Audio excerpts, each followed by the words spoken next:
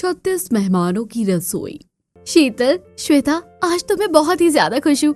आज हमारे घर मेहमान जो आ रहे हैं, याद है जब पिछली बार ऐसे ही मेहमान आए थे तो कितना मजा आया था। इस बार भी वैसे ही फन होगा, कितना मजा आएगा ना।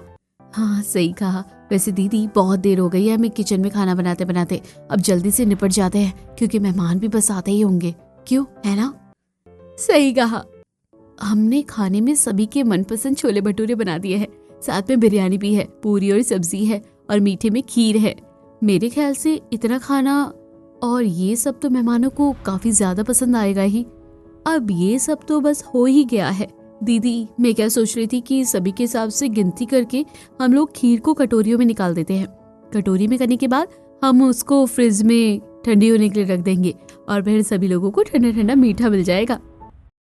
सोचो नहीं, बस कर दो। खाने में जितने चांद लग सके ना उतने लगाओ। आखिर हम कितनी देर से रसोई में मेहनत कर रहे हैं।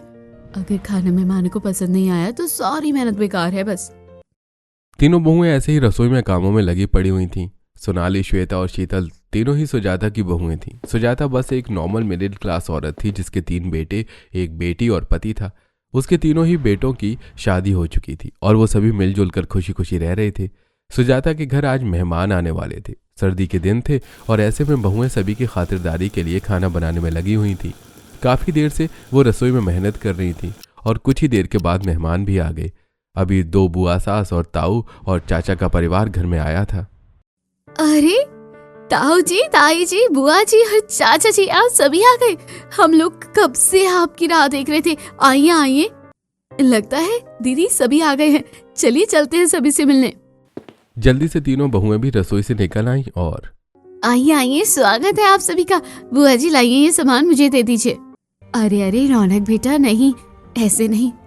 मेरे बाल मत खींचो रौनक। भाभी आप बैठ जाओ। रौनक बेटा ऐसे तंग नहीं करते अपनी मम्मा को। आओ भाभी आप यहाँ आराम कर लो। अरे ये तो इसको ऐसे ही सारा दिन सताता है, बेचारी इसके चक्कर में बावली बनी रहती है। बहुओं पानी पिला दो, कितनी सर्दी है। अरे अभी तक पानी नहीं आया है। बहुओं पानी लेकर आओ, सभी लोग कितनी दूर से आ रहे हैं। हाँ बाबा मैं ले आई, ये लीजिए सभी पानी पी लीजिए। श्वेता ने सभी को एक एक करके पानी पिलाया, जिसके बाद मेहमान कुछ रिलैक्स होकर बैठे। और इसी तरह से हर छुट्टी के सीजन में आ जाया कीजिए ना आप लोग, अच्छा लगता है। अब देखिए कितने अच्छे लग रहे हो आप सभी, पूरा परिवार एक साथ बैठा हुआ है। वो तो ठीक है बेटा, लेकिन जरूरी नहीं है ना कि हर छुट्टी हम अपनी निजी चीजों से भी फ्री हो। कितने काम अटके रहते हैं। छुट्टियों के ऊपर की अगर छुट्टियां हो तो ये काम करेंगे, क्यों है ना। एकदम सही कहा आपने दीदी, लेकिन परिवार को वक्त भी तो देना पड़ता है। अरे चलो चलो, अब बाद की बाद में देखेंगे। अब तो सभी आ ही गए हैं ना, तो अब इस पल को जियो। वैसे भी कल किसने देखा है। एकदम सटीक बात कही है आपने ताई जी, ऐसे ही आप सबकी बॉस नहीं हो। अच्छा सुनो शीतल, जाओ सभी के लिए चाय नाश्ता लेकर आओ। जी हाँ लाती हूँ। आओ श्वेता और सोनाली दीदी रसोई में आ जाओ। तीनों बहुएं मेहमानों का नाश्ता करवाने को रसोई में आ गईं और सर्दी के मौसम में बहुओं को काम में लगे रहने की वजह से ठंड महसूस भी नहीं हो रही थी। कितना अच्छा लग रहा है, पूरे घर में हलचल है और खुशियाँ ही खुशियाँ दिखाई दे रही है। चलो दीदी अब गिनकर चाय बनाने को रख देते हैं। कितनी चाय बनेगी। बड़ी बुआ, फुफ्फा और उनकी बहू, भाई, ऐसे ही छोटी बुआ, फुफ्फा और उनकी छोटी लड़की, ताई जी, ताया जी, चाची जी और चाचा जी, ठीक है। और हमारे घर के सभी लोग। इतनी चाय के लिए तो ये बड़ा वाला पतीला निकालना पड़ जाएगा। ठीक है तो मैं पतीला निकालती हूँ और चाय बनाती हूँ, बाकी तुम लोग नाश्ता बनाओ। तीनों बहुएं ऐसे ही मेहनत में लग गई। अपनी मेहनत के आगे उन्हें यह भी होश नहीं था कि सर्दी हो रही है या गर्मी। उन्होंने बड़े से पतीले में चाय बनाई और काफी सारा नाश्ता भी निकाला, जिसके बाद ये नाश्ता तो मैंने देखो सेट कर दिया है। चाय भी काफी बन गई है। अब चलो लेकर चलते हैं, सभी के साथ बैठकर चाय पियेंगे और एक साथ बातें करेंगे। बहुओं ने सोचा था कि वो परिवार के साथ अब कुछ वक्त गुजारेंगे। यही सब सोचते हुए वो सभी चाय और नाश्ता लेकर गईं, लेकिन अरे वाह, सफर के बाद अगर चाय मिल जाए तो दिन शुभ हो जाता है। सच में चाय से अच्छा कुछ है ही नहीं। मामा जी आपको चाय इतनी अच्छी लगती है और यहाँ मैं चाय की खुशबू भी सूंघ नहीं सकती। भाभी माफ करना, लेकिन मैं चाय नहीं पीऊंगी। सेम टू सेम मेरा भी है भाभी, मैं भी चाय नहीं पीती। अच्छा तो तुम क्या लोगी, कुछ ठंडा मंगवा दूं क्या। बहू कैसी बात कर रही है, इतनी ठंड में ठंडा पिलाकर मरवाना है क्या बच्चियों को? तू भी ना। तो क्या फिर क्या लेना है आपको? अरे एक काम करो, अगर कॉफी हो ना तो कॉफी बनवा दो। ये लड़कियां बड़े ही शौक से कॉफी पी लेती है। जी कॉफी तो है, मैं बनाती हूँ। श्वेता कॉफी बनाने को चली गई, लेकिन उसे अब गुस्सा आ रहा था। ये क्या बात हुई? हम लोग कब से इन सभी की खातिरदारी के लिए रसोई में लगे हुए हैं और इन लोगों ने तो हमें बैठने को भी नहीं बोला, ऊपर से अपने अलग से ऑर्डर दे रहे हैं। अब इनको कॉफी बना कर दो। एक तरफ श्वेता अभी कॉफी बनाने में ही गुस्सा कर रही थी, तो वहीं दूसरी तरफ अरे नहीं बेटा, ऐसे नहीं करते, छोड़ो, ये गर्म चाय है, चाय गिर जाएगी। बिगाड़ दिया शैतान ने काम, गिरा दी चाय।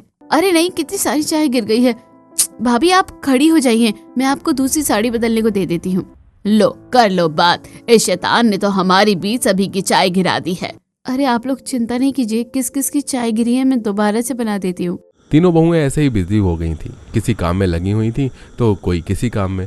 ऐसे ही मेहमानों का किसी तरह से नाश्ता हुआ और कुछ देर के बाद अब खाने का समय था। बहुएं काफी ज्यादा थक चुकी थी, लेकिन अभी भी वो सभी की खातिरदारी में ही लगी हुई थीं। दोपहर के 2 बज गए हैं भाभी, चलो क्यों ना सभी को अब खाना खिलवा दें। वैसे भी खाना कब से बना हुआ रखा हुआ है। हाँ चल ठीक है, चलो बुलाते हैं सभी को। फिर खाना खिलाने के बाद तो हम फ्री ही हो जाएंगे, तो थोड़ा आराम करने को मिल जाएगा। ठीक है, मैं तो माँ जी से पूछ कर आती हूँ। माँ जी, अब सभी को खाना खिलवा दिया जाए क्या? आपका क्या कहना है? हाँ ठीक है, खिलवा दो, वैसे भी खाने का तो वक्त हो ही रहा है। सुजाता की बात को सुनकर बहुएं सभी से खाने को बोलने को आईं और सभी लोग आइए खाना खा लीजिए। अरे बहुओं क्या बनाया है? भाभी मैं तो बहुत पहले से ही मन बनाकर आई थी कि यहाँ आकर आपके हाथों की मटर पुलाव खाऊंगी। नहीं, हमने मटर पुलाव तो नहीं बनाया है, लेकिन हाँ हमने बिरयानी बनाई है। कोई नहीं, अब तो तुम यहाँ हो ही, तुम्हें हम खिला देंगे मटर पुलाव भी बनाकर। इसमें भी कोई बड़ी बात है क्या? अभी फिलहाल जो बना है वो खा लो। नहीं, ऐसे होता है क्या? हमारे मेहमानों का जो खाने का मन है हम उनको वो खिलाएंगे। श्वेता, कितनी देर लगती है मटर पुलाव बनाने में? जी ज्यादा तो नहीं, वो मटर और चावल पर डिपेंड करता है ना। मैं मार्केट से अच्छी मटर और चावल तुम्हें ला दूंगा, तो मटर पुलाव भी बना दो, उसके बाद खाना खा लेंगे सभी। भाई अगर ऐसे डिमांड पर खाना बन रहा है तो मुझे भी भाभी के हाथ के पनीर पुलाव बड़े अच्छे लगते हैं, फिर तो मैं भी वही बनवाऊंगा। अरे अगर हमें ऐसा पता होता कि सभी को उनकी पसंद का खाना खाना है तो फिर हम कुछ बनाते ही नहीं, और अगर अब सभी की पसंद का बनाया तो बड़ी देर लग जाएगी। कोई बात नहीं, हम लोगों ने नाश्ता तो कर ही लिया है, अब चाहे कितनी देर लग जाए फर्क नहीं पड़ता है। अब तो आप बस खाना बनवाइए। हे भगवान, हद हो गई, इन सब ने क्या अपनी शर्म लिहाज धोकर डाल दिए क्या? हाँ, जिसको जो दिल करे बिना शर्माए बता देना। अगर अपने ही घर में शर्माओगे तो कैसे चलेगा? चलो बताओ कि किसको क्या खाने का मन है, मैं मंगवा रहा हूँ सामान। बहुओं यहाँ आ जाओ और जो भी सामान आना है उसकी लिस्ट बना लो, ठीक है ना? अब सारा सामान भी हम ही लेकर आएंगे और घर आकर खाना भी बनाएंगे। वैसे ही इतनी थकान हो रखी है, इन लोगों ने तो आते ही हमें तंग करना शुरू कर दिया है। बुरे फंसे हम लोग। शीतल, क्या हो गया है? किस सोच में गुम हो? देखो श्वेता, अगर बस मटर पुलाव का ही सामान आना था तो वो तो मैं ले आता, लेकिन अब बहुत सारी चीजें हैं, तो अब बताओ कि कैसे करना है। अब मैं नहीं ला पाऊंगा। हाँ, अब क्या करना है? अब हम तीनों ही जरूरत के हिसाब से सामान लाएंगे। चलो चलते हैं। श्वेता की बात पर न चाहते हुए भी बाकी की दोनों बहुएं सामान लाने जाने को निकल गईं। उनका जरा भी जाने का मन नहीं था, लेकिन मजबूरन उन्हें सामान लेने को जाना पड़ा। तीनों बहुएं जैसे ही बाहर आईं तो वो ठंड की वजह से थर थर कांपने लगी। कामों के चक्कर में हमें ये भी याद नहीं रहा कि हम लोग स्वेटर पहन कर नहीं आए हैं। अभी तो इन लोगों को आए हुए बस कुछ ही घंटे हुए हैं, लेकिन इन कुछ घंटों में ही इन्होंने हमारी रेल बना दी। जरा सोचो, अगर ये 1 हफ्ते रहे तो हम तो पागल ही हो जाएंगे। मत सोचवाओ शीतल, डर लग रहा है। पहले इनके आने का इंतजार था, अब जाने का इंतजार है। अरे भाभी देखो, देरी आ गई है। अब आप लोग अपनी परेशानी में इतने भी गुम ना हो जाइए कि यही याद न रहे कि आखिर खरीदना क्या था। चलो यहाँ से पनीर ले लेते हैं। श्वेता की बात को सुनकर दोनों बहुओं को होश आया और उन्होंने डेयरी पर से पनीर खरीदा। ऐसे कुछ ही देर के बाद वो सब्जी वाले की दुकान पर गईं और भैया 5 किलो मटर पनीर दे दो। आलू भी ले लूं क्या? हाँ भाभी, सारी बेसिक सब्जियां तो लेनी पड़ेंगी। पता है क्यों? क्योंकि इनकी जरूरत तो पड़ेगी। हरा धनिया भी ले लो, कम से कम 1 किलो, क्योंकि अब पुलाव बन रहा है तो चटनी भी तो चाहिए ना। भैया 5 किलो ही आलू और 1 किलो हरा धनिया, ऐसे ही 1 किलो हरी मिर्च और हाँ 2 किलो शिमला मिर्च भी दे दो। क्या बात है, आप तीनों कभी तो इतना सामान लेती नहीं हो। आज क्या कोई बारात वारात चल रही है आपके घर में जो इतनी सब्जियां ले रहे हो? क्यों भैया, जब घर में बारात चढ़ती है तो खाना घर में बनता है। बताइए भाई साहब, एक तो हम पहले से ही परेशान हैं, ऊपर से ये नए नए सवाल करके हमें और ज्यादा तंग मत कीजिए। जो मांगा है वो दीजिए। तीनों बहुओं का गुस्सा बेवजह ही सब्जी वाले पर निकल गया। कुछ ही देर के बाद वो खाना बनाने का सामान ले आई और उन लोगों ने बनाना शुरू किया। अरे सुनो सोनाली बहू, खाना बना रही हो तीनों, एक काम करो, जरा हाथ रोक कर एक जन चाय बना दो। तुम्हारे ताया जी और फूफा जी को पीनी है, और हाँ मसाले वाली चाय बनाना। ठीक है माँ, इनकी चाय में एक ही बार मिर्ची का डब्बा ना पलट दूं, खुश हो जाएंगी खुद, खूब मसाला मिल जाएगा।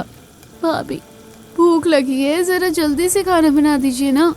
सभी बहुओं को ऐसे ही तंग कर रहे थे। कुछ ही देर के बाद खाना बन गया और बहुओं ने बीच में भी सारे काम निपटाए, जिसके बाद सभी लोग खाना खाने को बैठे और बहुएं उन्हें खिलवा रही थी। वाह वाह वाह, हर एक चीज ही बहुओं तुमने तो काबिले तारीफ बनाई है, बहुत ही बढ़िया, मजा आ गया खाने के बाद। भाभी जरा मुझे चाट मसाला तो देना।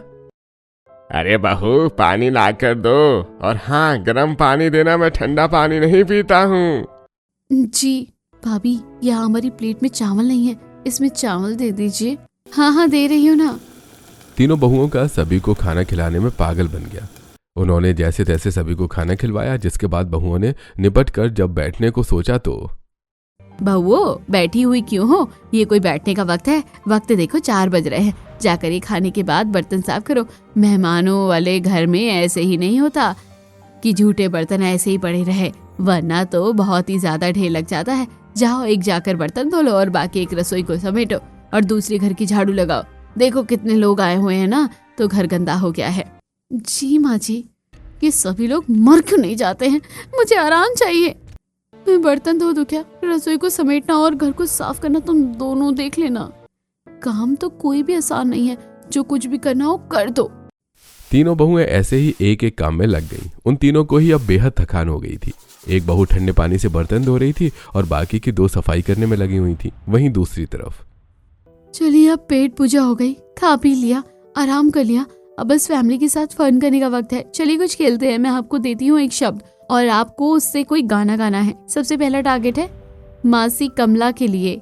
मासी चलिए आप ध से कोई गाना गाइए। ध से कोई गाना वाना है क्या? अरे ओ मेघा, शुरू में ही ऐसे शब्द नहीं देने होते हैं, पता है ना, आसान से खेल को मुश्किल किया जाता है।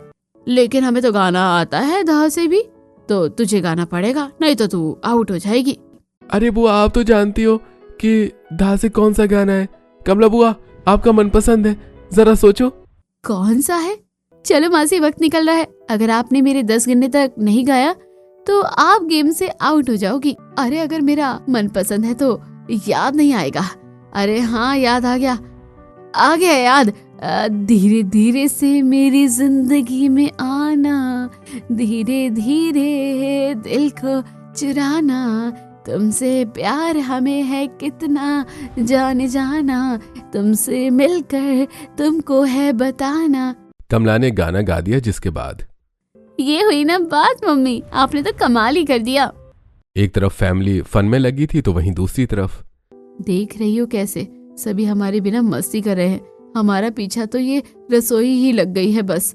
अब निकलेंगे तो शाम का खाना सर पर खड़ा हुआ होगा।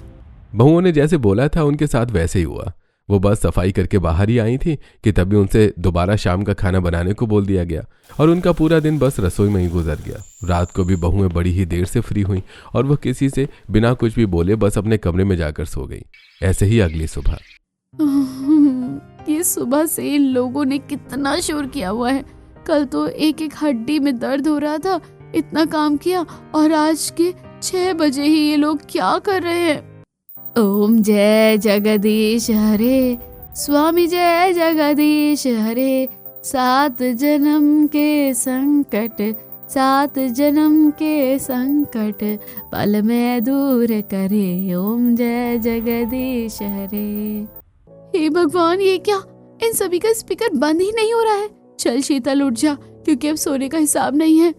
तीनों ही बहुएं ऐसे ही उठ गईं और तैयार होकर कमरे से निकल आईं। कमरे से निकलते ही भाभी उठ गई, बहुत ही अच्छा हुआ जो आप उठ गई।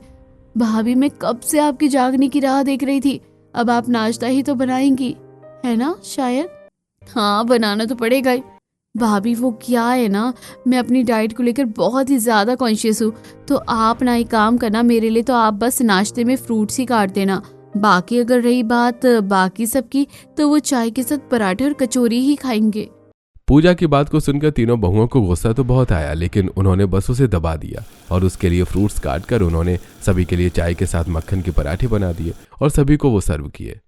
अरे एक अरसा हो गया था मुझे चाय के साथ पराठे खाए हुए। मजा आ गया बहुओं, बहुत बढ़िया। हाँ, बहुत ही अच्छा नाश्ता है। आपको अच्छा लगा तो समझो कि हमारी मेहनत वसूल हो गई। बहुएं बुरी तरह से थकी हुई थी।